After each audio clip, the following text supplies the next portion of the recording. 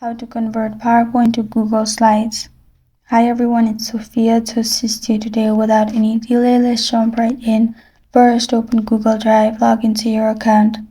You'll find New option on left side. Click on New, which is above Home. Press on File, Upload. Select your PDF. After it's uploaded, reload Drive and then right-click on your PDF.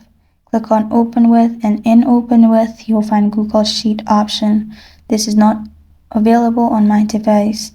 You'll simply find Google Sheets, click on it, Google Sheets, and then your PowerPoint will be opened with Google Slides and it will be converted. This is how to convert PowerPoint to Google Slides.